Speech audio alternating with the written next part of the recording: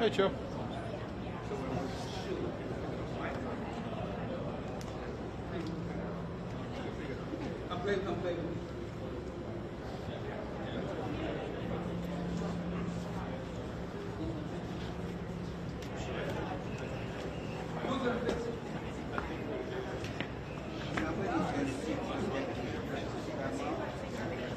Sorry, my recording thing is Hi, sorry. No, it's okay, thank you.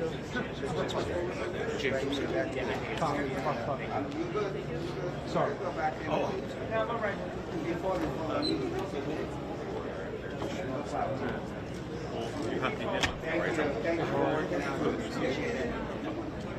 Sorry about it. Appreciate it. Thank you. Sad stuff. I hadn't seen him in quite a while. Do well?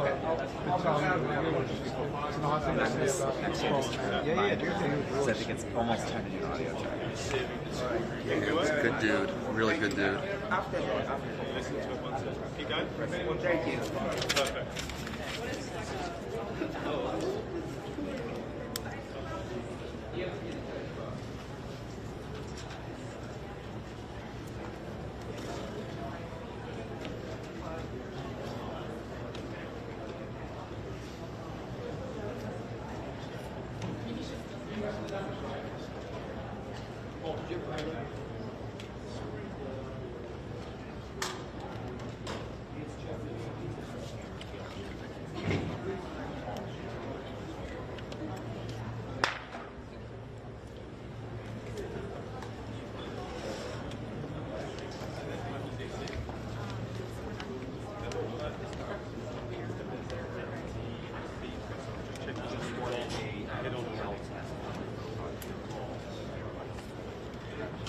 Yeah, the main shot. I haven't switched it to standard thing. I just want to make sure you I don't think it's coming through these. No problem.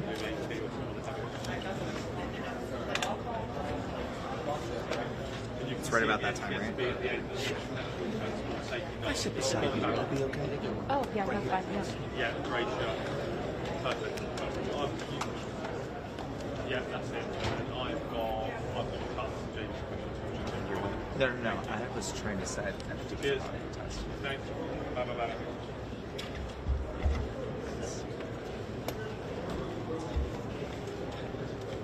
Quick mic check. 1, 2, 3. Quick mic check. Sound good.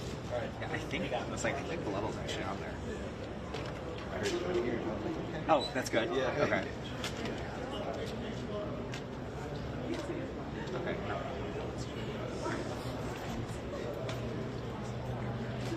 Perfect. Thank you for letting me know.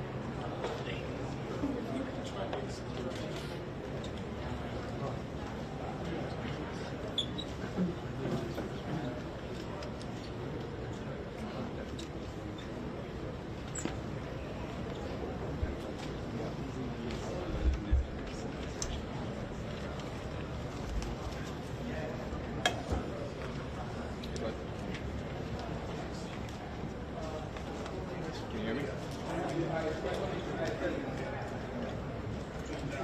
Yeah, I am. Can you hear me?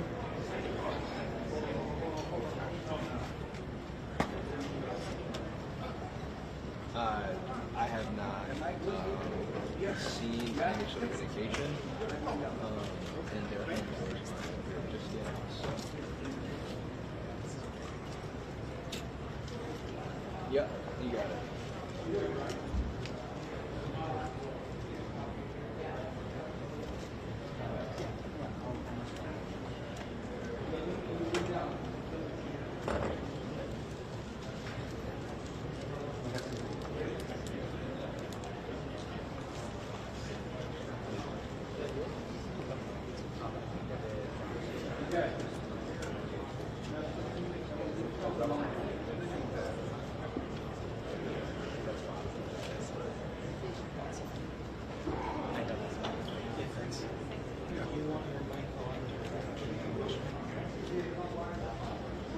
No, I mean, would that screw up this? I don't know, you tell me.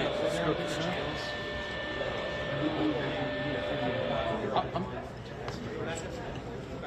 I don't need to hear my question. My questions are usually pretty quick. So I'd rather not F up the sound on press conference. Trust me, I'm loud enough that they'll hear me. Yeah, sure. Can you sit on your lap? What's that? Can you sit on your lap? Nobody's done that since my daughter was a preschooler, but I'm sure Matthew's can. I just got to pop up for a stand up. No, you're fine right there. You're fine. You're fine.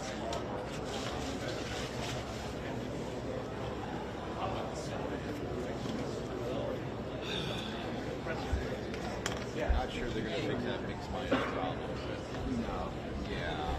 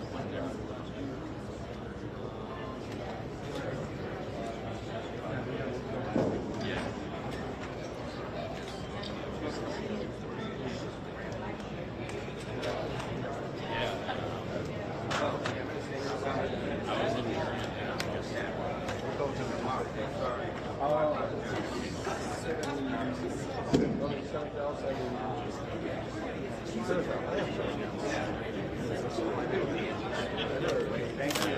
Sorry about that. My reporter. It's a whole day. Thank you.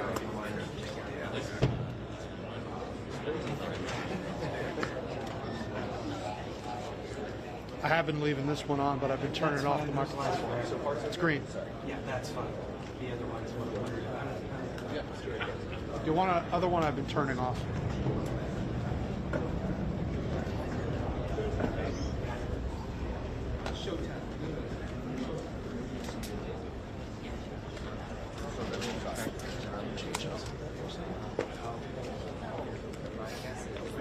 Change them now or later?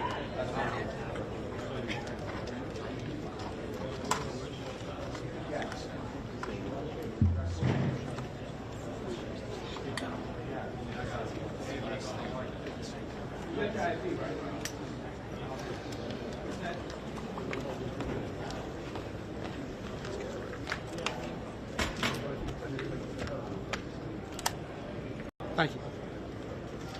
Thank you, Brian.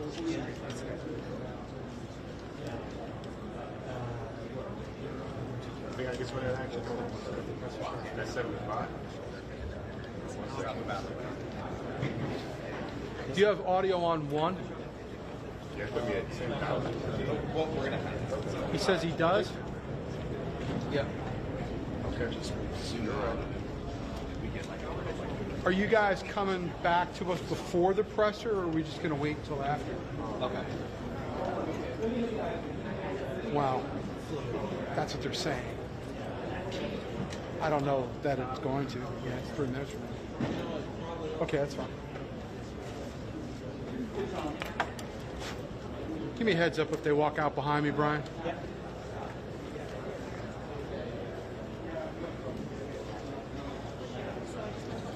okay.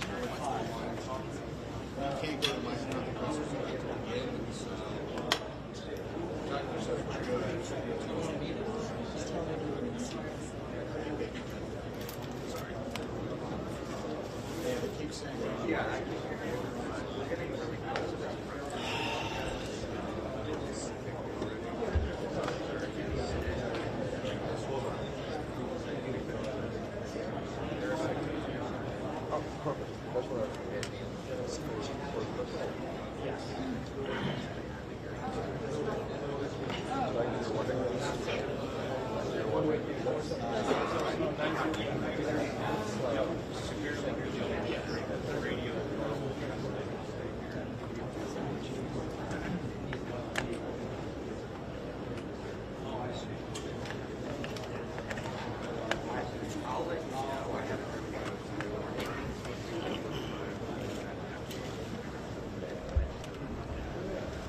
highly recommend the question of all around.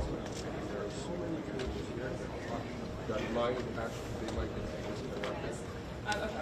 There's should I?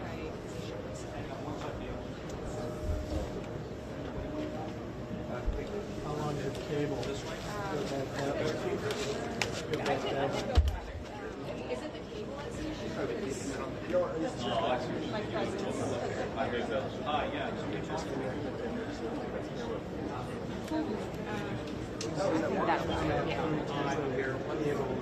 For some reason I slide.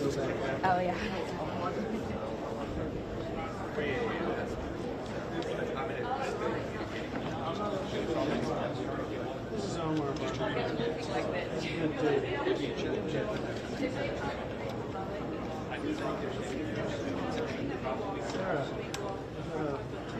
Here. Not a 2-minute warning.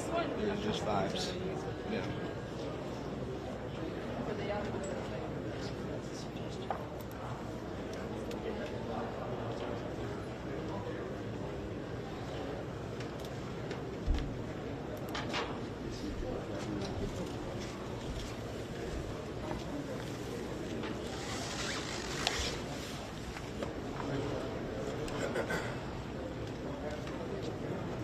Mic check. Mic check. 1 2 1 2. Yeah, just roll out a little bit of what we're probably going to hear here in a couple of minutes. Mic check. NTSB 1 2 1 2. traditionally, Mic check. They open up 1 these 2 pressers. 1 Jennifer 2 Holmes 3 is the 1 15th Director of 1 National 1 2 1 2 Transportation 1 Safety 2 Board, 1. which members of NTSB are going to come out here today. We are initially probably going to get what they call a TikTok. What that is, not the social media app, of course. This will be a point-by-point description from NTSB of exactly not only what happened with American Airlines 5342, but also what was going on with that helicopter. NTSB investigators will update us on the recovery efforts that have been going on since about, we're looking at about over 18 hours ago. And then we are also going to get a picture of what the way forward here looks like. And remember, we are only in the early stages of this recovery. They are still pulling victims out of the Potomac River. Now, what we did hear recently was a statement by D.C. Delegate Eleanor Holmes Norton, who is on the Congressional Aviation Committee. We hear 2 minutes? 3 minutes. So we're being told this is going to begin in 3 minutes from right now. What Delegate Norton had said was, to her information on the Congressional Aviation Committee, was that the black box flight recorder, in her words, had not been recovered yet. Now, what we do know from some of the preliminary briefings that have gone on was that the fuselage of this aircraft broke into 3 different parts. So this is one of the primary things that investigators try to do when they are responding to major aircraft disasters like this. Not only the recovery of the victims from the Potomac River, but also getting hold of that flight data recorder and be able to go through the telemetry in that to be able to discern exactly what was going on prior to this mid-air collision, and then what happened in the immediate aftermath afterwards. So again, we do not know what we do not know. The press conference has not occurred yet, but certainly these are all going to be major points of the presentation today as we move forward here with what these federal aviation investigators are looking at, what they have looked at, and what they're going to be looking for in the future. Back to you.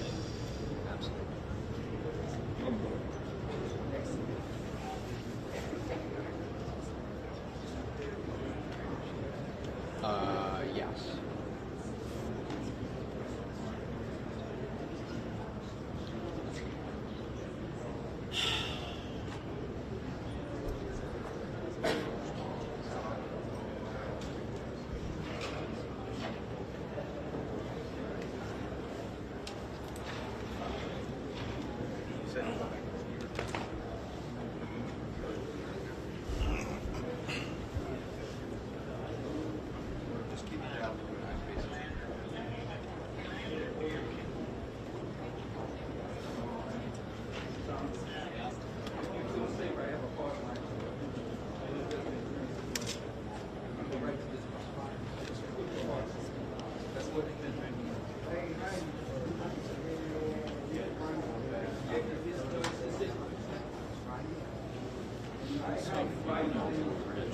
Look, all aviation disasters are horrible. That's a given. The worst case scenario in this situation is a water crash, and that's what we're dealing with. Years ago, I had gone to an FAA facility in Potomac, New Jersey, and worked with some of the FAA and NTSB investigators, and they have a laboratory there where they actually will go and train investigators on how to decipher exactly what happened in an airline disaster. And back when I had made that trip 20 years ago, the NTSB investigators had told me that that is the hardest kind of air disaster to investigate, because not only are you dealing with, the tremendous conditions of the water itself, but also the recovery operations of the victims are arduous. So this is a horrible disaster. It's a terrible disaster, but also in the eyes of emergency officials, this is the worst case scenario for their jobs on trying to decipher not only what happened here, but how it happened as well. Hi, how are you? Thank you.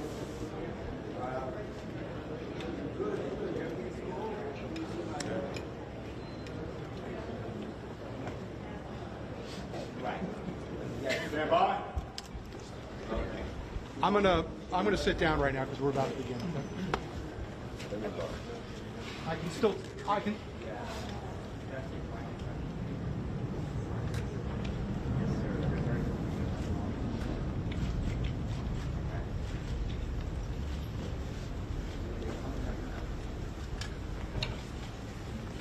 Chapman.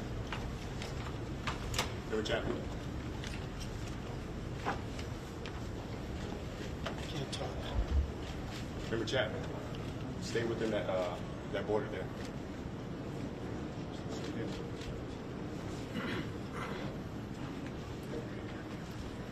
Thank you for joining us. My name is Jennifer Homendy, and I'm the chairwoman of the National Transportation Safety Board. The National Transportation Safety Board is an independent federal agency that's charged by Congress with investigating every civil aviation and serious accident and serious incident in the United States and significant events in other modes of transportation. I want to start by expressing our deepest condolences, our sympathies on behalf of the entire board for those who lost loved ones in this terrible tragedy. Our thoughts, our prayers are with you. Entire communities were affected, and we are thinking of you. With me today is Bryce Banning. Bryce is a senior aircraft accident investigator with the National Transportation Safety Board. He's also going to serve as our investigator in charge of this investigation. Also with me today is the entire board. We have Todd Inman, member Todd Inman. Todd is going to serve as the board member on scene, the spokesperson for this investigation. All of the board members will be here. We have Vice Chairman Alvin Brown, member Mike Graham, who lived in Wichita for 20 years, and we also have member Tom Chapman. The NTSB's headquarters is just a mile from here. And so we are all here because this is an all-hands on-deck event. And we're here to assure the American people that we are going to leave no stone unturned in this investigation. We are going to conduct a thorough investigation of this entire tragedy, looking at the facts. Now, with that, I want to level set. When we go to the scene, and we were here last night, we allow the responders to do their important safety mission, which in this case was search and rescue and recovery. We stand back to allow them to do their important safety mission. And so this, for us, is our first full day on scene with our entire crew coming together. We have about nearly 50 people on scene, and in addition to our resources back at headquarters, in our labs, and throughout the agency. So with that said, we are not going to get into specific facts in this press conference. I want to level set here. We're going to get into our investigative process. As we are able to confirm factual information, we will provide that. I do want to say this is a whole of government effort. I was able to brief, along with others, the President of the United States and the Vice President this afternoon. I want to thank them for their leadership, for their tremendous support, NTSB, for our investigators, and for the responders that are on scene doing an important mission. For our investigators and for the responders that are on scene doing an important mission. I also want to thank Secretary Sean Duffy, who I was communicating with early on after we first got word of this tragedy. We've been working together throughout the day, along with his team at the DOT and within FAA. I also want to thank Secretary Pete Hegseth, who was also integral in working with us today. Chris Rocheleau, the acting administrator of the Federal Aviation Administration. We've heard from many members of Congress on both sides of the aisle, and so I will say this is a tremendous, one more time, whole of government effort. I also want to take a moment and thank the many, many responders that have been on scene. It has been an incredible effort, and I will have a full list that I will provide, that we will provide tomorrow, but I do want to thank them for all their work. With that, I'm going to turn it over to Member Inman for additional remarks.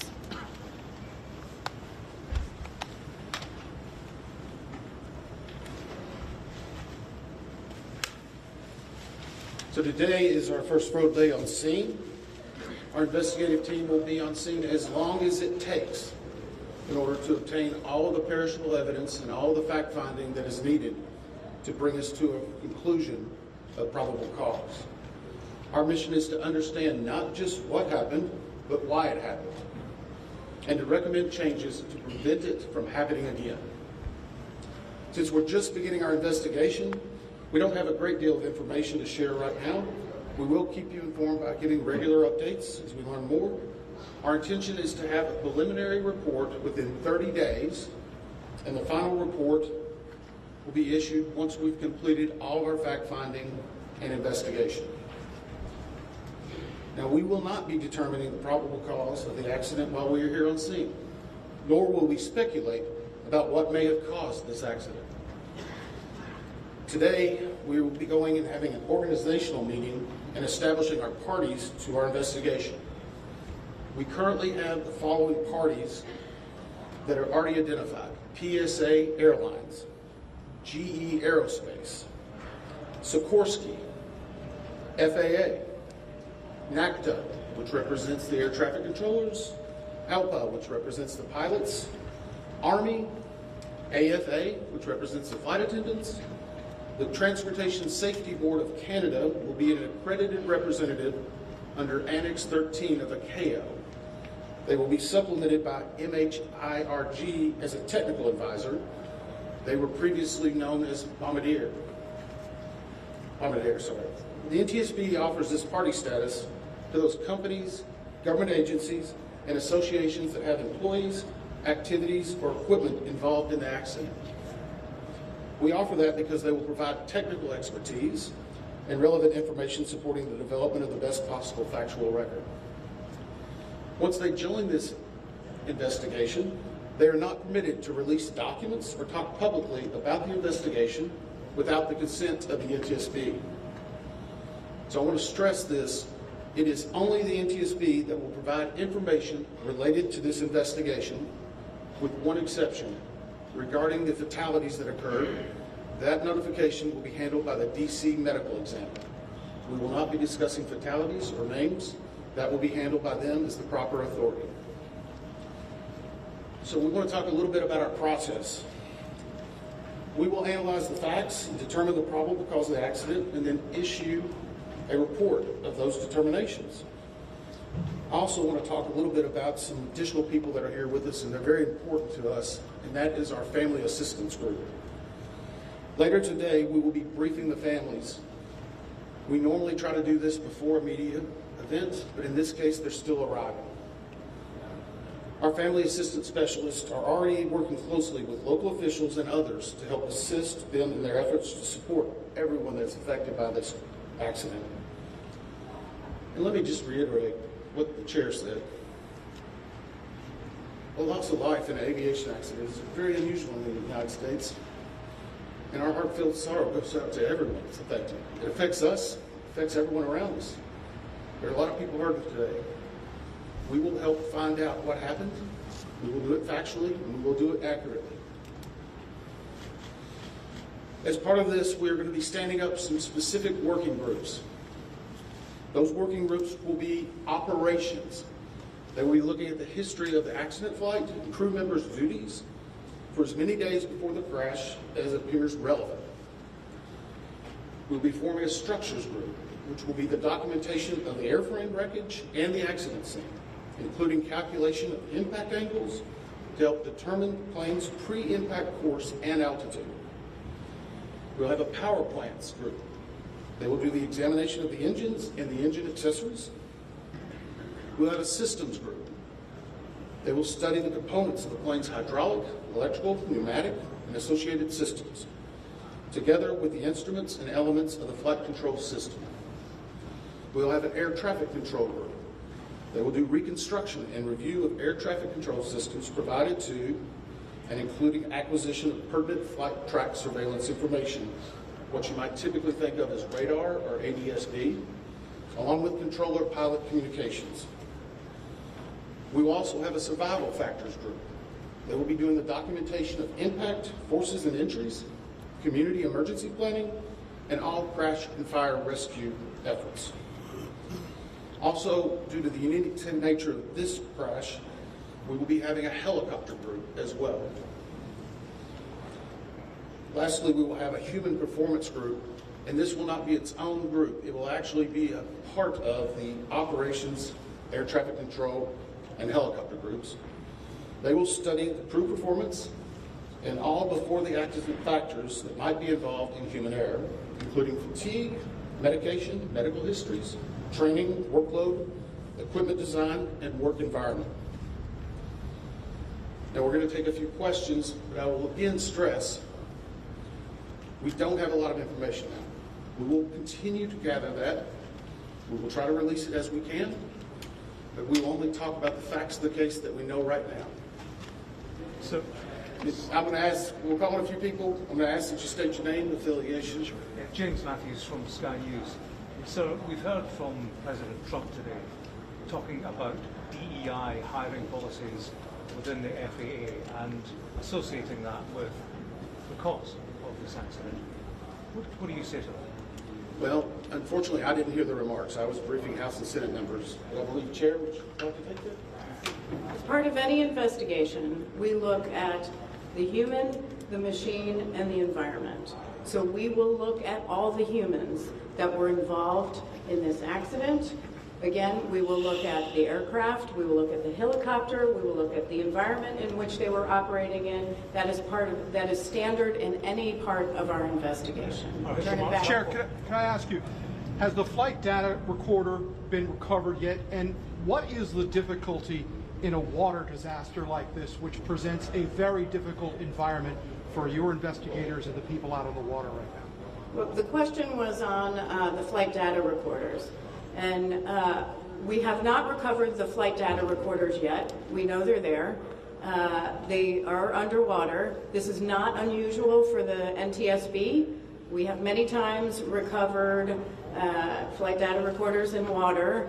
We have our lab right here that is about a mile from the NTSB, so it's not unusual. And once we get those, we'll be able to get those read and information from them to be able to provide further information to you. Chair, I'm going to turn it back over to Member Inman. Hey there, Skyler Henry with CBS News. Earlier today, Defense Secretary Pete Hegseth said a mistake was made last night. Based off of you all's initial investigations and preliminary findings, have you all been able to tell whether this was human error or mechanical failure? The question was, has there been human error or mechanical failure? We don't know what we know just yet. We do not know enough facts to be able to rule in or out human factor, mechanical factors. That is part of the NTSB investigative process, where all of these groups will come together. It's one of the reasons why the NTSB is known as the gold standard. We will take the time that's necessary, but I'd also like to reiterate, if we find something that is a significant issue that warrants immediate action, we will not hesitate to make those recommendations and make them public. We have a good track record on that, and we want to continue doing so. Sir? Hello, Sir. Tom Costello with NBC News.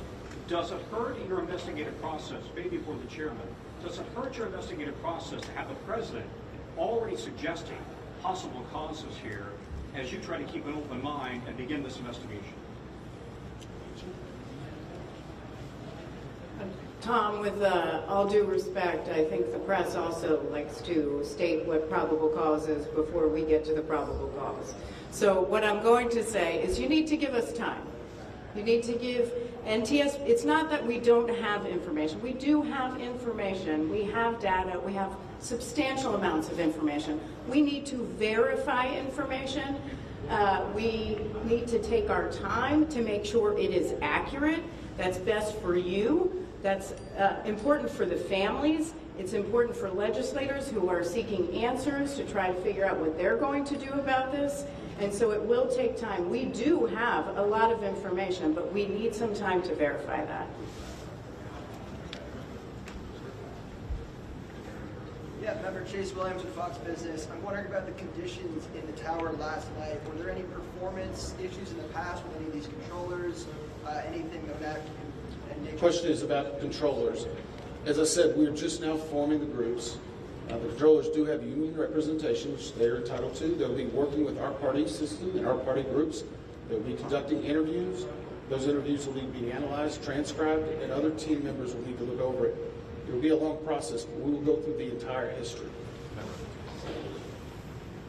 Michelle Gray, The Independent. My question is for the chairwoman. Can you tell us more about what the president and the vice president's responses were when you briefed them this afternoon? Sure. So the question was about my briefing for the president and the vice president. As is standard, we offer briefings on our process and what we know, and this was a briefing with the president and vice president and with Secretary Duffy and Secretary Hegseth and also the acting administrator of the FAA. There was discussion on what we know so far and our process, and that was about it. Ma'am, Chairwoman, Stephanie Ramos with ABC News. Similar to Tom Costello's question, the President has stated what may have caused the crash, stating common sense. Does that affect your progress at all at this early stage? Yeah, so the NTSB, we conduct an important safety mission where we take a very careful approach.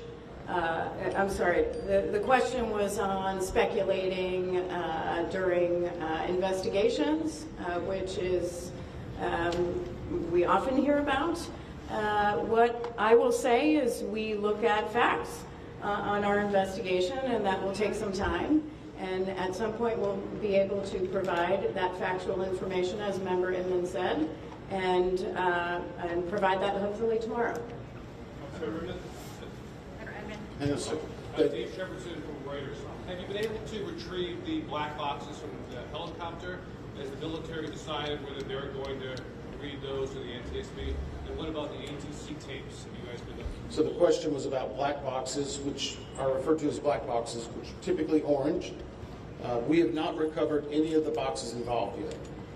We feel comfortable and confident that we will be able to. Right now, recovery of life is probably most important than those that were involved.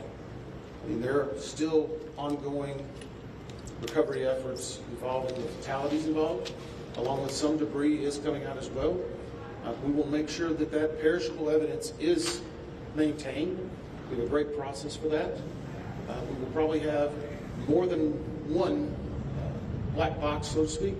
It's our understanding that the Sikorsky helicopter is equipped with some form of recording devices, and those will be read either by the DoD or by us. We have a good starting relationship with them, and we've already made agreements in order to be able to do that.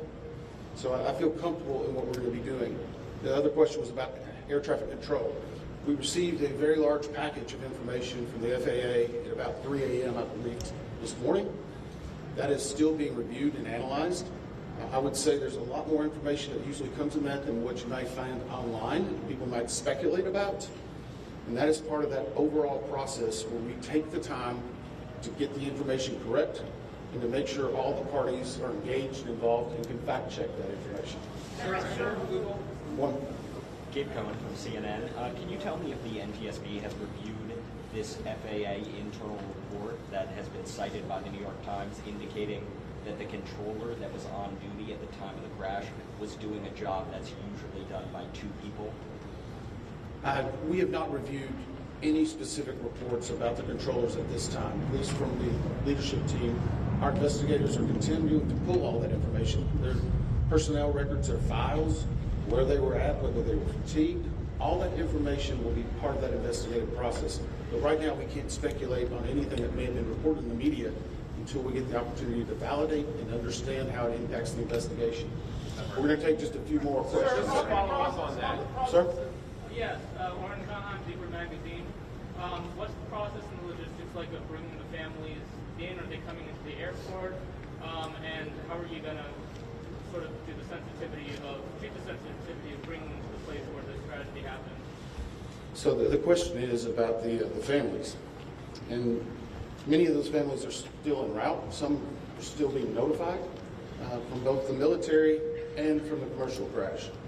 There is a family assistance facility that's being stood up by American and PSA Airlines in Bethesda, Maryland. They've already been working on that, standing it up. Our team from our disaster assistance team has also been coordinating with them. We plan on briefing them.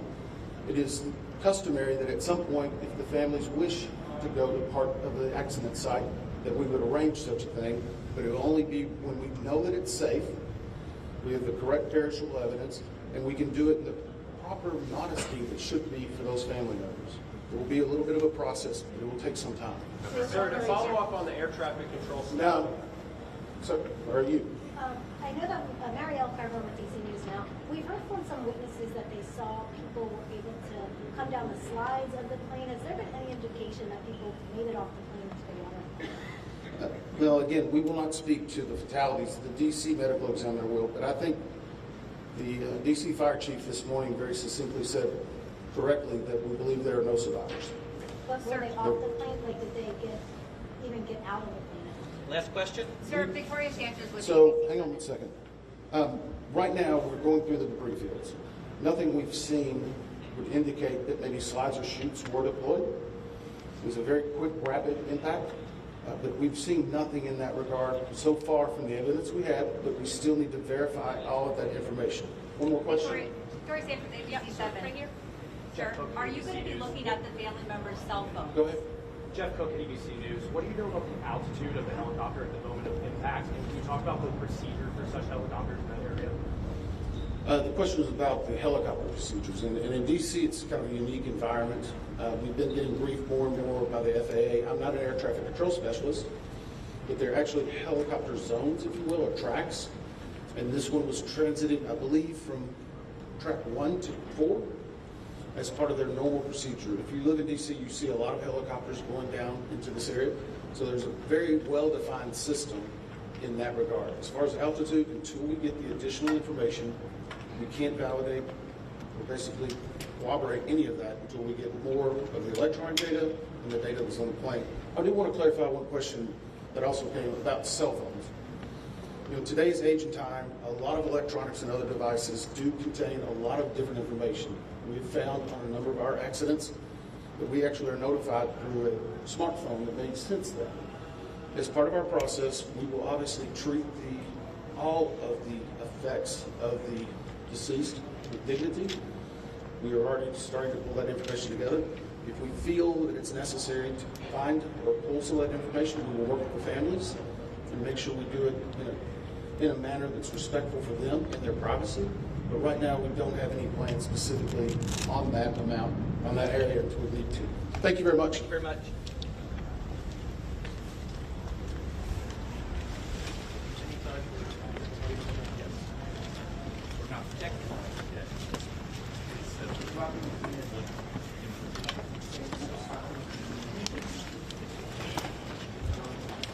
Further updates on